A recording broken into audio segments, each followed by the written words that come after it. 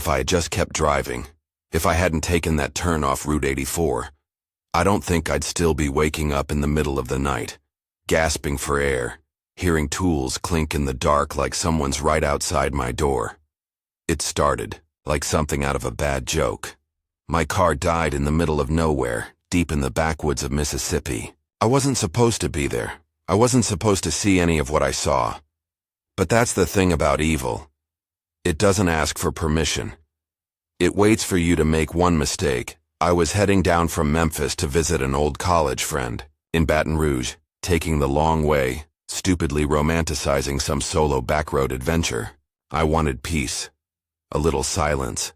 Instead, I found hell wearing coveralls. The trouble started just past a town that didn't even have a name on the map, just a rusted-out gas station, a church with boarded-up windows, and silence that felt too deliberate. My 2011 Chevy Cruze started coughing, not sputtering, coughing like something alive was choking beneath the hood. A second later, the check engine light lit up like a warning from God. I pulled over on the side of a narrow, tree-choked road, the kind where the forest feels like it's leaning in. No signal, of course. I popped the hood like I had a clue what I was doing. Steam hissed up in my face. The smell of burning plastic was immediate and sharp. I stood there, heart starting to pound, not from the heat, but from the heavy, pressing quiet around me. No birds, no bugs, just the ticking of metal, and something off. Like the world had paused to watch. That's when I heard tires crunching gravel behind me. I turned and saw a dented old tow truck pulling up slowly. Matte black, the kind of paint that absorbs light instead of reflecting it. On the door, in faded white, were the words, Clayton's Garage. The sea was peeling like it was trying to disappear. The man who stepped out was thin in the way that makes your stomach tighten. Not malnourished, hollowed out. He wore baggy coveralls, stained brown-black in the creases, and a baseball cap pulled low over a sunken face. Skin like worn leather, a crooked grin that didn't reach his eyes, and he limped like one leg didn't want to follow the other. "Looks like she's hurtin'," he said, voice dry and gravel thick. "Yeah," I said, forcing a half laugh. "Guess she picked a bad spot to die." "No such thing as coincidence, out here," he replied, staring at me just a beat too long. "Good news is, my shop's about 10 minutes down the road. You're lucky I was out this way." That sentence, that lucky, stuck to my ribs like cold grease, with no signal. "No, cars no options," I nodded. He hitched my car with movements that were slow but confident, like he'd done it 100 times. Maybe 1,000. The metal clank of the tow line locking into place was loud in the dead air, and when I climbed into his cab, the smell hit. Me first. Motor oil, mold, and something faintly metallic underneath. Like rust. Or blood. The drive was silent except for the rattle of loose tools in the back and the occasional wheeze from his breath. The woods grew denser the farther we went, the road narrowing into a single-lane gravel path. No signs, no houses. Just trees pressing closer and closer like they were listening. When the clearing opened up, I saw it. A squat metal shop with warped siding and a sagging roof. A flickering floodlight buzzed above the garage door like it was trying to stay awake. A hand-painted sign hung crooked above the bay. Clayton's Garage and Salvage. The word salvage had been painted over with red, then scratched out again, leaving deep gouges in the wood. Like someone changed their mind, he pulled my car in and waved me toward the office without a word. "You can wait in there," he said. "Won't take long." The door clicked behind me. Then I heard it. The soft, intentional sound of a deadbolt sliding into place. My stomach dropped. I turned slowly. "Did you just lock that?" He smiled. "Safety first. Don't want you getting hurt if something falls." He turned and walked away before I could speak again. The office was small and wrong. Wrong in a way I couldn't name, at first. A single ceiling fan turned overhead, barely moving the warm, stale air. Every window was blacked out with thick tarps. The walls were lined with inspection certificates, all dated the same year, 2016. Not a single one newer. A couch sagged in the corner, stained and torn, and the air smelled like mildew and gasoline. But there was something beneath it. Something sour. Like rot. I sat because I didn't know what else to do, but I didn't feel alone. I didn't hear him working on the car. No tools, no engine hoist, no mechanical sounds. Just silence. Except there was a sound. Faint. Like something tapping against the far wall in a slow, rhythmic pattern. Tick, tick, tick. That's when I noticed the wall clock, frozen, at 3:17. Its second hand twitching, never moving. Something about the room felt staged, like a set piece. The clutter was too neat. Magazines arranged by height. A coffee mug with no stains but filled with cold black sludge. It was all too perfect, too static, like no one had actually used this room in years. That's when I realized I was in a trap, and I might not be the first. I stopped pretending to relax. Something deep inside me, something primal, had already started. Screaming, I stood up and paced the room slowly, keeping my steps light, controlled. I didn't want him to hear. I needed to see everything. The door I came through was sealed tight. Deadbolt, no give. I pressed lightly on the tarp covering the only window. It didn't flutter. It was stapled, tight, top to bottom, like someone really didn't want anyone looking in or out.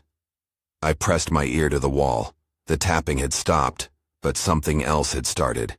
Clang, clang, shh, clang. Metal on metal, rhythmic, deliberate. Not the fast, chaotic noise of someone repairing a car.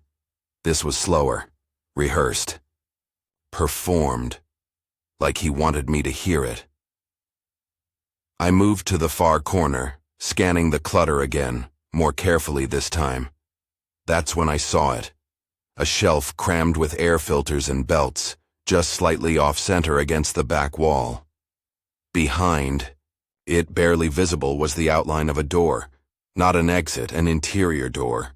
The kind with a cheap push lock and chipped white paint. My heart thudded in my throat. I waited until the clanging picked up again. Then I moved. Fast, but quiet. I pulled the shelving unit just enough to squeeze past it. Dust exploded into my face. The door handle was sticky. It gave a soft click when I turned it. The hallway beyond was narrow and dim, lit by a single yellow bulb that buzzed like an angry hornet. On one side, a rust-stained bathroom. On the other, a storage room with a half-open door revealing rows of shelves covered in tarp. The smell back here was stronger, sharper, coppery, like meat left too long in the sun. I crept forward. At the end of the hall, there was another door. Steel with a push bar and a tiny wired glass window. An emergency exit, maybe. I ran for it, shoved it open, and stumbled into the overgrown yard behind the shop. Tall grass, rusted barrels, no fence. Just woods. But I didn't feel safe. I crouched low and moved along the side of the building, staying in the brush, keeping low. The sky had gone dark too fast, the kind of dark that felt heavy. I reached the front, heart hammering, breath ragged, and stopped. My car was still in the bay, the hood propped up, but nothing was missing, no tools, no parts on the ground. The engine hadn't been touched, it wasn't being repaired, it was bait. That's when I saw the camera, mounted just above the garage door, aimed directly at the office I had just escaped from. Red light blinking. He'd been watching me the whole time. I ducked lower. My hands were shaking. I reached for my phone out of habit. Still no signal, no GPS. Just that dead black void of being off-grid, where no one can hear you scream. I knew I couldn't take the road back. He'd expect that. So I turned and sprinted into the woods behind the shop, running until my lungs burned, until branches ripped at my arms and face. I didn't stop until I hit pavement again. I don't know how far I ran. Maybe 2 miles, maybe more. Headlights. Finally. A dusty Ford pickup rolled to a stop. An older man and his wife leaned out the window. I must have looked deranged. Sweaty, dirty, bleeding from a scratch across my cheek. But I begged them for help. They let me in. At the sheriff's station 2 towns over, I told them everything, every awful detail. The shop, the locked room, the camera, the smell, the fake repair. The deputy listened without blinking. When I finished, he sighed and leaned back in his chair. "We've had a few reports about Clayton," he said. "Always, skirting the edge of things. Never anything we can prove." I stared at him. "You're telling me this isn't the first time someone's come in here with a story like mine?" "You'd be surprised what people get away with out here," he said. "He's never done anything illegal, not technically." That word, technically, made my skin crawl. They sent a cruiser back with me just in case. By the time we got there, the lights were on.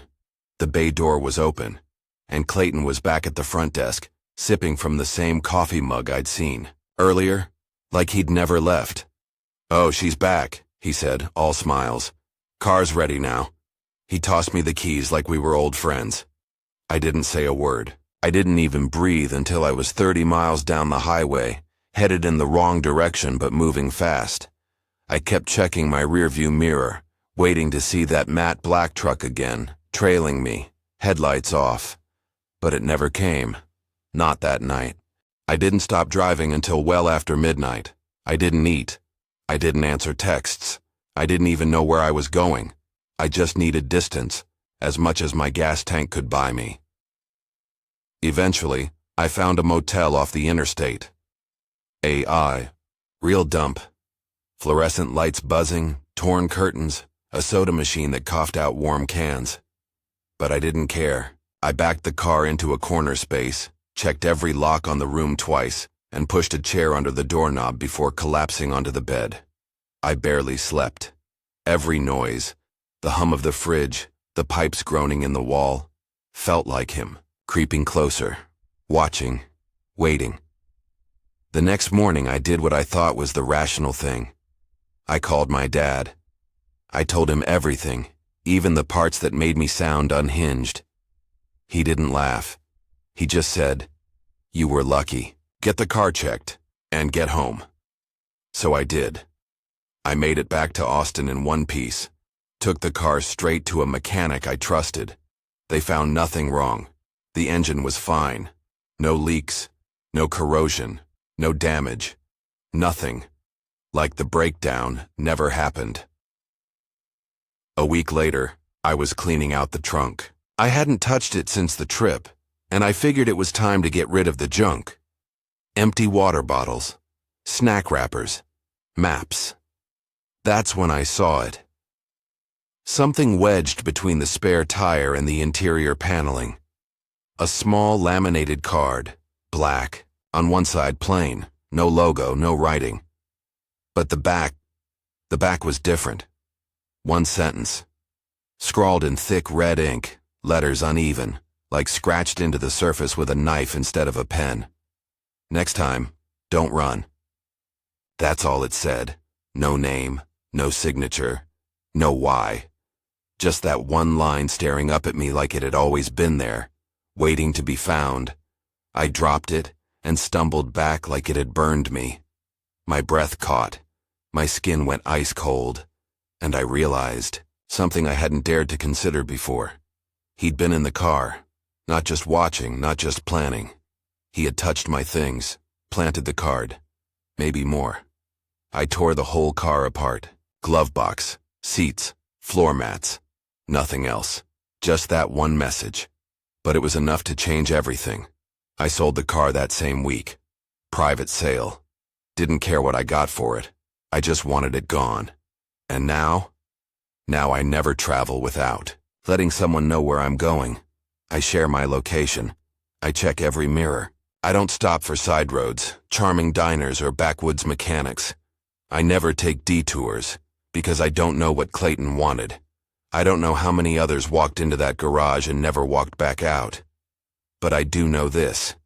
He wasn't improvising. He wasn't guessing. He had a script, a routine, a system, and I ruined it. Whatever he wanted from me, whatever part I was supposed to play, I didn't finish the scene.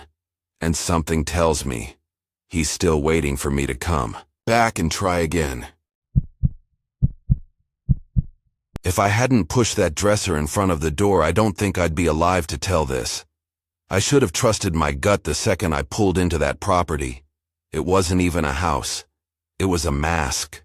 A skin stretched over something wrong, something hungry. It was the summer of 2022, and I was doing a solo music tour up the California coast. Just me, my beat-up acoustic, and a string of bar gigs that barely paid enough for gas and a bed. That night, I was driving north out of Redding, bone-tired after a set in a dive bar where half the crowd didn't even look up from their drinks. I didn't have the energy to make it all the way to Eureka, so I opened my Airbnb app and searched for something cheap and nearby. That's how I found the Cabin Retreat, rustic and private, great for creatives, $65. One night. The listing had photos of a quaint bungalow tucked in the trees, string lights on the porch, and a fire pit out back. The reviews were glowing, too glowing. Every one of them 5 stars. Phrases like inspirational energy and perfect for solo travelers. I should have known. Real places don't read like ad copy. The host responded immediately. His name was Todd, and he sent 3 messages in less than a minute, full of emojis. Overly friendly. Said he couldn't wait to meet me in person. I ignored the tone. I was too tired to care. By the time I got there, the sun was almost down. The road was gravel, long and winding, with no streetlights and no neighboring houses in sight. Just endless silhouettes of trees pressed against the orange sky. The property looked different than the photos. Smaller, less charming. The porch, light flickered, and the wind chimes hanging from the eaves clinked in that soft, hollow way that makes you feel like something's watching. There was a Jeep in the dirt driveway, mud splattered, tires bald. I parked behind it. No signal. I tried to open the Airbnb app again. It wouldn't load. That's when the front door creaked open and he stepped out. Todd. Late 40s, maybe older. Tank top and camo cargo shorts. Barefoot, despite the gravel. He was smiling like he knew something I didn't. His handshake was too firm and lingered too long. You made it, he said, like we were old friends. Yeah, I replied, managing a tired smile. Long day. You're even prettier in person, he added without missing a beat. Come on in, I'll give you the tour. That should have been it. That should have been the moment I got back in the car. But I didn't. Inside, the house looked staged, not lived in. The furniture was clean, but off. Every curtain was drawn tight, heavy blackout curtains, even in the kitchen. Todd led me from room to room, locking doors behind us as we moved. I told myself it was for security. I told myself a lot of things I didn't believe. In the kitchen, I spotted a mounted camera above the fridge. Not a Ring or Nest cam. This was industrial. The kind you'd see in a warehouse. It was pointed at the center of the room, aimed dead at the table. You into security stuff? I asked, trying to keep it casual. He grinned. Out here, you never know who's watching you. No shit. He showed me my room. Said I'd have the whole house to myself. But he lingered in the doorway. While I dropped my bag. You like red wine? He asked. I've got a bottle open in the kitchen. Come hang out when you're settled. Maybe in a bit, I said. He finally walked away. I locked the door and shoved the dresser in front of it. Every nerve in my body screamed to leave. But my keys, I couldn't find them. I checked my bag, the floor, the nightstand, the dresser drawers. Gone. I sat on the edge of the bed and stared at the door, heart pounding, ears tuned to every creak of the floorboards outside. At 3:06 a.m., there were 3 knocks. Not loud, just soft, measured taps, right at the door. I didn't move. I didn't breathe. The hallway stayed silent.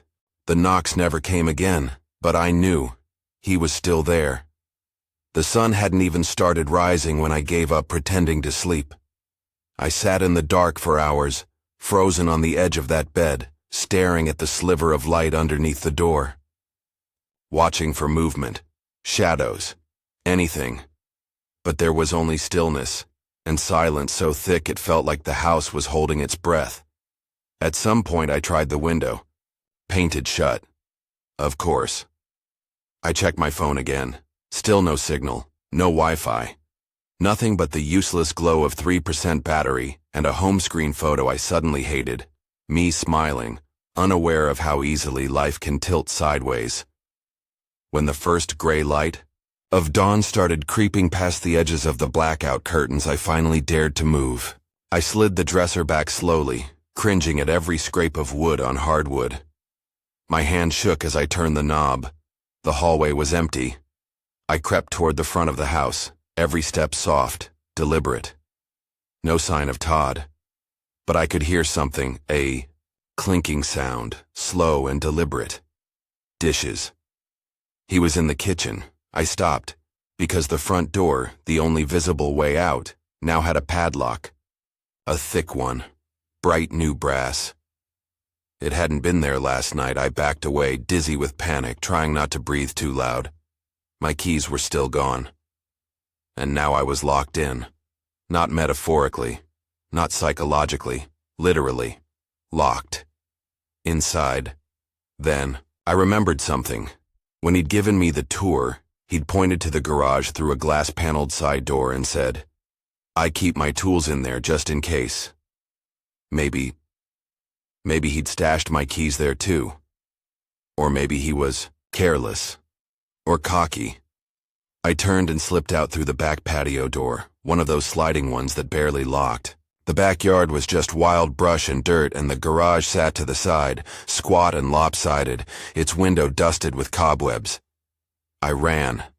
The second I stepped inside, the smell hit me. Oil, rust, mildew. The air was thick, unmoving. Tools hung in. Perfect rows along pegboards. Tarps were folded in the corner.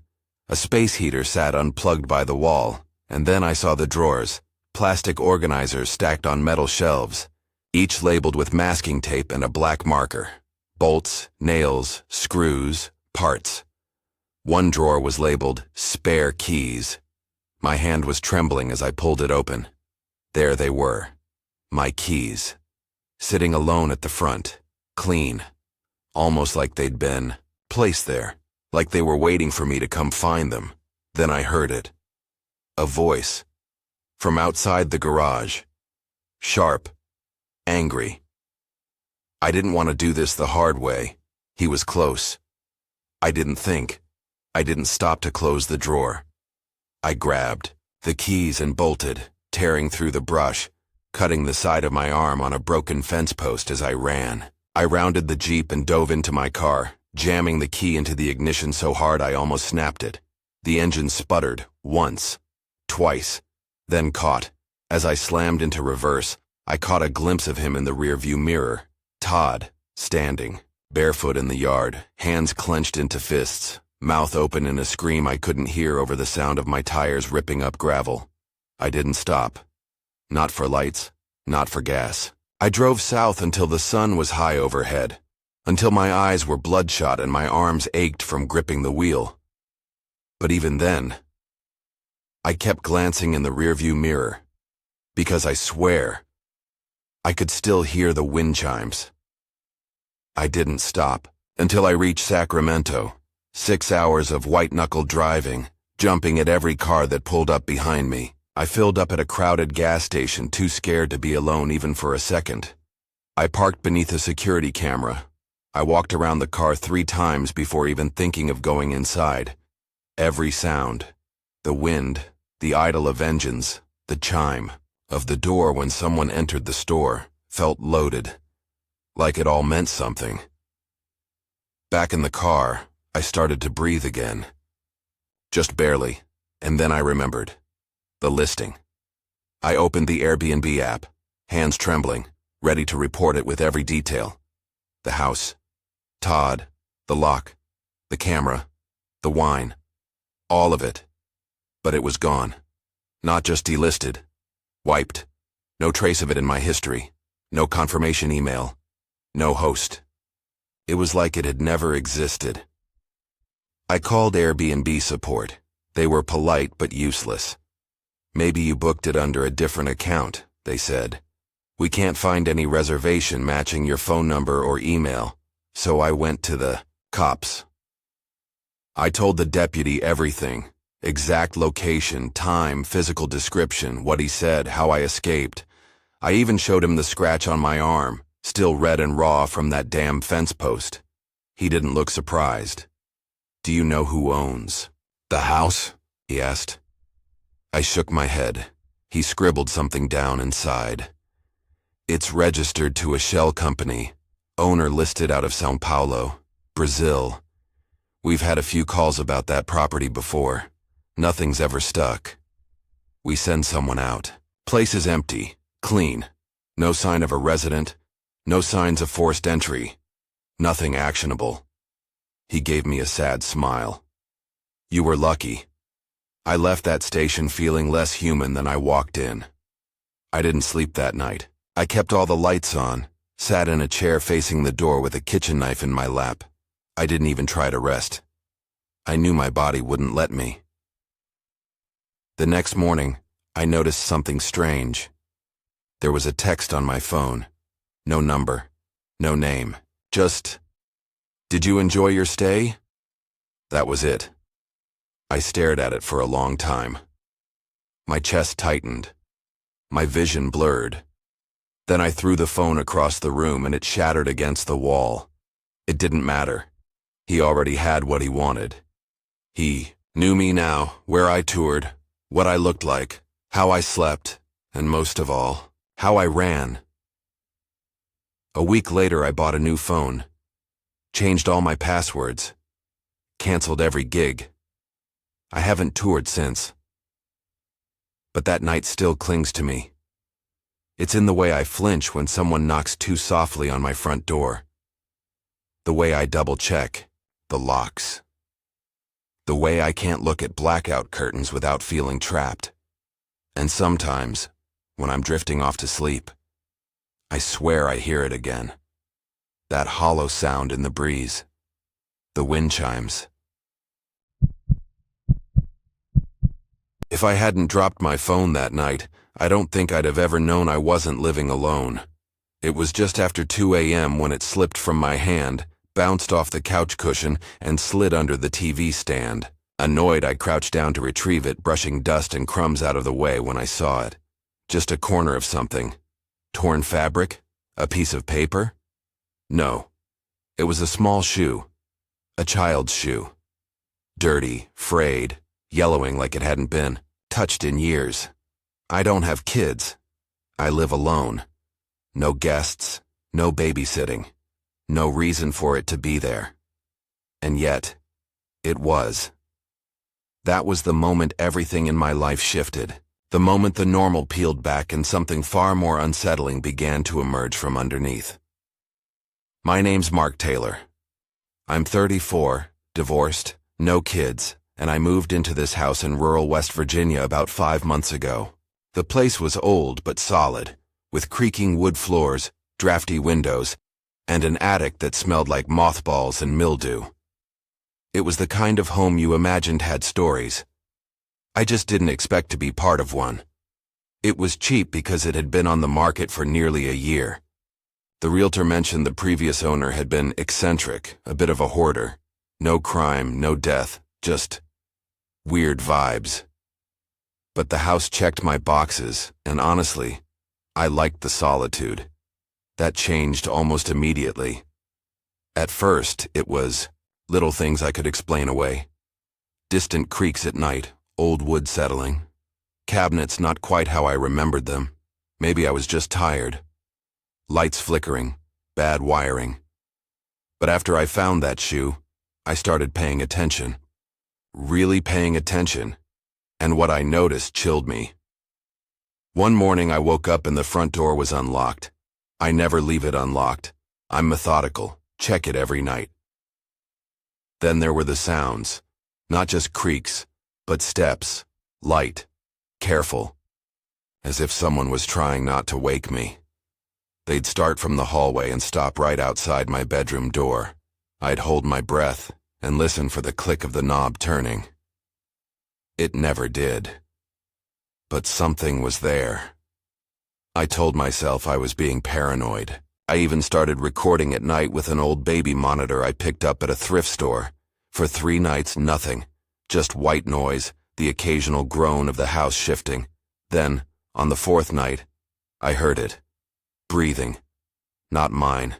Not snoring. Not wind through the cracks. It was low, shallow, rhythmic. Like someone was standing right by the microphone. I played it back a dozen times. I cranked the volume. It was definitely breathing. And it wasn't me. That's when I remembered the attic. I hadn't been up there since I moved in. The entrance was in the hallway ceiling, just a square cutout with a rickety pull-down ladder. I decided to check it out the next morning. Broad daylight, phone in hand, flashlight ready. The air that came down was thick, damp, and smelled like old skin. The flashlight beam caught dust motes dancing like ash as I climbed. The floor groaned beneath me with every step. It wasn't empty. Far in the corner was a pile of blankets, ratty, filthy, stained. Next to it were wrappers from snack bars, an empty water bottle, and worst of all, a little hand-drawn picture, taped to the wall with crayon letters that read, "This is my room. Don't come in." I froze. My mouth went dry. That wasn't some leftover from the hoarder. The food wrappers were recent brands. The drawing was fresh. And when I looked down, there were footprints, small, bare, leading to the pile of blankets, and away, but not back to the ladder. That's when I heard the thud, downstairs. Someone, or something, was in my house. I scrambled back down the ladder, heart jackhammering. The hallway was empty, but the front door stood wide open, and cold. Air was pouring in. I should have called the cops. I should have run outside. But I was frozen, staring at that door, like if I blinked, it would slam shut on its own. Instead, I backed into the living room, eyes darting. Everything looked normal. But I felt it, that presence, like being watched by someone standing just behind you, close enough to feel the weight of their silence. I turned to lock the door. That's when I saw it. On the wall, right next to the light switch, written faintly in what looked like crayon, was another message. "You found me." I stood there staring at that message on the wall. You found me. It wasn't there yesterday. I would have seen it. I cleaned that switch almost obsessively. But now, that childish handwriting, in dull red crayon, sat beneath my fingers like a threat whispered in a child's voice. The kind of voice that's soft not because it's innocent, but because it's learned how to hide. I scrubbed it off, hard until the paint peeled, but it didn't make me feel better. Nothing would, because that message meant someone had been watching me long before I saw them. And worse, they were still here. That night, I didn't sleep. I didn't even try. I sat on the couch with a baseball bat in my lap and the hallway light on. Every noise, every tick, creak, gust of wind made my breath catch. I kept imagining small hands reaching out from under the couch. Tiny fingers curled around the doorway. I knew it didn't make sense. I knew how insane it sounded. But when you realize someone's been living in your walls, sanity starts to feel like a luxury. Around 3 a.m., I heard the floor above me groan, not like wood settling, more like weight, footsteps, slow, measured, as if whoever was up there was taking their time, savoring the moment. I stood, bat gripped tight, and stared up at the ceiling like it might open and suck me into the attic. Then I heard something fall, a thud, followed by a dragging sound, like something or someone was crawling across the floor above me. I didn't go up there. I couldn't. The next day, I installed motion sensors around the attic entrance and inside the hallway. Cheap ones from a hardware store. Not perfect, but enough to maybe give me a warning before someone climbed down in the middle of the night. But that night, they went off 6 separate times. No one was there. No one I could see, at least. The 6th time, I found the sensor on the floor. Battery ripped out. Wires snapped. That's when I found the whispering. I was brushing my teeth when I heard it. Not behind me. Inside the wall. Faint. Like someone breathing through a straw, murmuring words they didn't want me to catch. I pressed my ear to the drywall. It stopped. Then something scratched. A slow, dragging scrape of nails or something, sharp, moving downward inside the wall, following me, room to room. I started tearing the house apart. I moved every bookshelf, checked every vent, every crawl space, even behind the water heater in the basement. Nothing. But I couldn't shake the feeling that someone was watching me from somewhere. Just out of reach. Not the way you feel when someone's behind you. It was worse. It felt like they were inside me, burrowing into my thoughts. At night I started hearing laughter, low, dry giggles, the kind a child might make when they're hiding during a game of hide-and-seek. But it didn't sound playful. It sounded like it already knew where I was hiding. The final straw came 3 nights ago. I woke up with a nosebleed. That's never happened to me before. I sat up, groggy, dazed, and when I turned on the light, there was a drawing on my wall. Fresh one crayons again, red and black. It showed a stick figure man sleeping in a bed. And another figure, and smaller, standing at the foot of the bed, holding something long and pointed. A knife. Underneath, scrawled in red. I live here too. I don't remember falling asleep. But when I woke up, the drawing was gone. Vanished, like it had never been there. But I know it was. I can still smell the wax. Still feel the weight of those eyes on me in the dark. So now I sleep with the lights on, if I sleep at all. I keep the bat beside me, the front door locked and deadbolted, and every night I wedge a chair under the attic pull down, just in case. But the worst part. Last night, the chair had moved, not knocked over, moved aside, like someone didn't want to wake me when they came down. I didn't leave the house the next morning. I couldn't. The realization that someone had moved that chair while I slept, quietly enough not to wake me, confidently enough to leave it perfectly placed beside the ladder, paralyzed me. It wasn't just fear. It was defeat. I wasn't the only one living here. I never was. I wasn't being haunted. I was being shared. I spent most of the day pacing from room to room, trying to pretend like it was still my home. Like I could fix this. But every time I passed a mirror, I caught something wrong. A shift in light, a flicker of movement, like something small had darted just out of view. I covered them all. Every single one. Sheets, towels, duct tape. I couldn't bear to see myself anymore. Because every time I did, I felt less certain that I was alone in my own skin. That night, I made a plan. I was going to burn the attic. I bought lighter fluid. Matches. Took a long, shaky breath before pulling the ladder down one last time. The motion sensor was already smashed. The bulb above it shattered, like it had been waiting for me. The attic welcomed me like a mouth opening wide. The smell hit first. Not mold, not dust. Decay, like something had been rotting up there. My Flashlight beam caught it. A shape in the far corner. A doll, but not store-bought. It was homemade. Yarn hair, mismatched button eyes, arms stitched crudely with wire. Its face was drawn on in marker, a wide smile cracked and faded. Behind it, scrawled in jagged crayon across the wall, "You can't leave me." I stumbled back and nearly fell through the opening.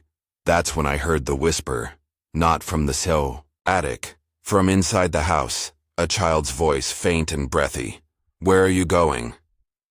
I dropped the lighter fluid, didn't even realize I was running until I crashed through the front door into the cold night air, barefoot, shirtless, shaking like an animal. I didn't stop until I reached the gas station a mile down the road. Called the police. I told them someone was living in my walls, that I'd found drawings, shoes, heard laughter. They took me seriously. At first, they brought in dogs, thermal cameras, did a full sweep of the house. Nothing. No signs of forced entry, no fingerprints, no evidence of anyone else ever being there, just me. They chalked it up to stress, sleep deprivation, isolation. Told me to see a doctor, maybe talk to someone. But I know what I saw, and I know what I felt. I sold the house a month later, moved in with my brother in Ohio, started therapy, tried to convince myself it was over, that it was all in my head, that maybe I was just unraveling. Until last week. My brother called me into the guest room, said he'd been cleaning under the bed. He held up something small, dirty, worn. A child's shoe. Not just any shoe. The same one I found under the TV stand, and taped to the inside of the shoe was a tiny folded piece of paper, scrawled in crayon, in that same childish, uneven hand, "Found you." I don't sleep anymore. Not because I'm afraid of nightmares, but because I know one day I'll hear those little feet padding down the hallway again. And this time, there won't be a drawing. There'll just be breathing. Right next to my bed. Waiting. If you think you're alone just because you can't see anyone, you're already in danger. That's the first thing I learned on my road trip across Utah. It wasn't supposed to be a story, just a break. A detox from work, people, the digital leash wrapped around my throat. No girlfriend, no drama, no social media. Just me, my 2013 Honda Civic, and the silence of the desert. But you don't realize how fragile your privacy is until someone steals it out from under you. Not with violence. Not with threats, with observation. Precise. Cold. Patient. My name's Daniel Carter, 32, software consultant. I'd been grinding through 80-hour weeks, staring at spreadsheets until my vision blurred. One day I just broke. Shut the laptop mid-meeting, tossed my phone in a drawer and packed a bag. I left Salt Lake City without telling anyone. No Instagram updates. No group chats, no GPS. Just a paper map and a playlist I hadn't touched in 5 years. I figured I'd drive southeast, national parks, small diners, camp out when the weather held. It felt good to disappear, until I realized someone had followed me into the silence. The first strange thing happened outside a trailhead near Moab. I'd parked that morning, hiked out for a few hours, lost in red rock canyons and still air. When I got back to the car, everything looked fine. Nothing broken, nothing stolen. But that night, at a no-name motel off Highway 191, I got a text, blocked number, no message, just a photo. It was a picture of my car, my license plate, my backpack in the back seat. The angle was wrong, too low, taken from the brush, crouched, hidden. I stared at it for minutes. My chest tightened like someone had wrapped a hand around my lungs. I hadn't posted anything online. I hadn't told a soul where I was going. No one should have known. I replied, "Who is this?" No answer. I tried to track the number. Came. Up as unknown. Burner probably. I told myself it was a wrong number, a coincidence, maybe someone messing with me, but I knew better. That night, I couldn't sleep. I pushed a chair against the motel door, kept the lights on, and lay on top of the sheets listening for movement. The place smelled like mildew and bleach, the kind of scent that screams something was scrubbed away too late. At 3:17 a.m., I got another text, a second photo. This one showed me, sitting at the cheap motel desk, eating chips, laptop open, taken from outside the room, through the thin slit between the curtains. They were close enough to see me chewing. I jumped up so fast the chair toppled. I ripped open the curtains and stared into the parking lot. Empty. Still. Only 3 cars. A rusty pickup, a white van, a black sedan with Arizona plates. No movement. No sound. Just the eerie buzz of the motel sign blinking like a heartbeat. I stormed to the front desk, phone in hand. The clerk didn't even blink when I showed him the photo. "We get weirdos sometimes," he mumbled. That was it. No concern, no offer to help, just apathy. I called the sheriff's department. The deputy on the phone sounded half asleep. "If they haven't made a threat," he said, "there's not much we can do." I didn't stay the night. I drove, all night, no music, just the sound of tires on asphalt and my pulse hammering in my ears. I kept checking the rear view, waiting to see headlights appear and never leave. But nothing followed. Not that I could see. I stopped once at a gas station 2 hours later, walked around the car pretending to stretch. But the truth was, I wanted to see if anything was attached. A tracker, a camera, something. Nothing. Just desert wind and dust. But I couldn't shake the feeling that I wasn't alone. I'd invited no one on this trip, but someone had come along anyway. The next night I tried to outsmart them. I checked into a different motel outside Monticello, Utah. A dying little place off the highway, barely lit, with a sign so faded it just read, "Hotel."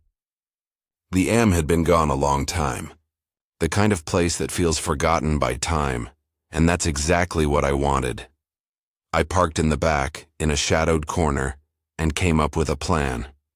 I positioned a flashlight on the front seat, angled up to the ceiling, draped a hoodie over, the driver's seat to look like someone sitting still, a decoy. Then I killed the lights in my room, cracked the blinds, and sat with my back against the wall. Waiting. An hour passed. Then 2. Silence. Just when the air started to feel breathable again, I saw movement near the edge of the lot. A figure, emerging from behind the dumpster. Small, hooded, careful. They crouched low, gliding between shadows. I could barely hear their feet on the gravel. They moved toward my car, my decoy, peeked into the front window, studied it. Then suddenly, they bolted. No hesitation, just pure animal panic. They sprinted toward the street, and a black sedan, the same one I saw at the last motel, was already idling at the curb. They dove in. The car peeled off, tires screeching in the quiet night. Gone. I called the cops again. This time I had something real, a partial plate, a description. They ran it. Fake. The plate didn't match the make or model. It was a shell, untraceable. Another dead end. The deputy I spoke to barely disguised the exhaustion in his voice. "You've done everything right," he said. "But whoever this is, they're careful." That word stuck with me. Careful. Like a hunter. Because that's exactly what it felt like. I wasn't being pranked. I was being studied. After that, things got worse. 3 days later, I got a fraud alert on my credit card. Then another. My bank emailed me about suspicious logins from out of state, one from Georgia, one from New Mexico. I hadn't been to either. Someone had access to my life, not just my location, my identity.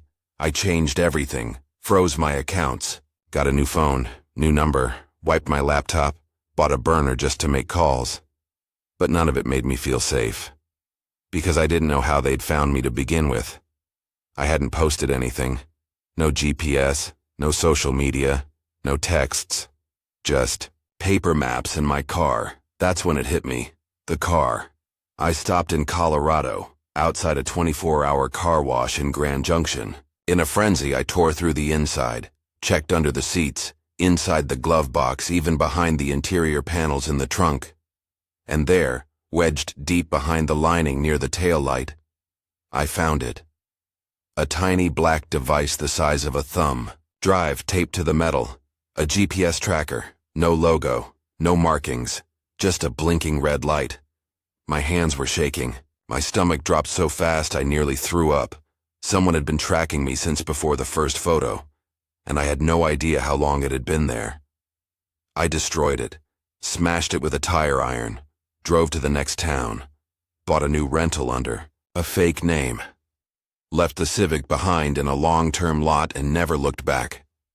But by then, it didn't matter, because the invasion had already begun. And it wasn't just physical, it was digital, psychological, intimate. And I was starting to wonder if I'd ever be clean again. I wish I could tell you it ended after I destroyed the tracker, that I outsmarted them, that I got away. But I didn't, because this wasn't about following me. It was about knowing me. 3 weeks passed. I was off the grid. Burner phone. Rental. Car, no bank cards, no online activity. I stayed in places with no cameras. Paid in cash. Slept during the day, drove at night. I didn't answer calls, I didn't text anyone. And still, I started getting emails. Not from people. From me. Sent from my own address to my new one. The first one was just a subject line. You looked peaceful at the rest stop. No body text, no attachments, just that sentence. I hadn't stopped at a rest stop in over a week. Not since that rainy night outside Telluride, where I parked behind a shuttered building and tried to get a few hours of sleep. Where I locked the doors and covered the windows with my jacket. I thought no one saw me. But they did. The next email came with a photo attachment. Not a distant shot. It was close. Inside the car. A photo of me, asleep, mouth slightly open, arms crossed over my chest. Taken from the passenger seat. I dropped the phone, almost threw up. My body went cold. My fingers tingled. My vision tunneled. I don't remember falling asleep that night. I don't remember anyone getting into the car. But they had, and they didn't hurt me. They just watched. That was the horror of it. This wasn't about scaring me. This wasn't even about hurting me. It was about learning me. About peeling me open like an onion, layer by layer, login by login, until there was nothing left but data and skin. They'd built a profile of me, my habits, my passwords, my movements. They didn't need to kick in my door or grab me in an alley. They absorbed me, and I helped them. Every time I logged in, tapped my card, shared my location, took a photo, paid a bill, I went to the FBI. They were polite, cold, dismissive. They said unless there was a threat, unless someone had done something actionable, there wasn't much they could pursue. I showed them the photos, the emails. They said it could be faked. I begged. The agent stared at me and said, "You sound like you're in a fragile place. Maybe you should talk to someone." So I stopped asking for help. I vanished again, cut ties with everyone, left my apartment, deleted every account ID ever had. I live in motels now. Sleep with one eye open. I rotate phones monthly, use prepaid cards, block cameras with tape, never park in the same place twice. But no matter how careful I am, they still know where I am. A week ago I bought a used laptop off Craigslist in cash. Factory reset, Air-gapped, no connections, just something to write with. I booted it up, no internet, just Notepad, and there it was, a file sitting on the desktop. Daniel profile, final die-ext, opened it, pages and pages of data, my routines, my schedule, my writing, my searches, audio logs, transcripts of therapy sessions I never recorded, photos I never took. At the bottom, a note. You were our favorite. So predictable. So pure. We're done now. Good luck finding yourself again. That's what kills me. Not that they found me, not that they watched me, but that I was just a project, a study. And now that they're finished, they've moved on, looking for the next Daniel, the next open life, the next soul eager to share everything with a world that never asked. So go ahead. Open that app. Post that photo. Tag your location. Let your guard down. They're watching, and you won't even know it, until it's already too late. If you've survived this far and you're one of those who love fear and terror, then don't waste any time. I kindly ask you to subscribe to the channel and activate the notification bell so you don't miss any content. The video you're watching on screen is just a taste of what's coming. Watch it. Thank you for being here, and see you next time, if you're capable of handling what's to come.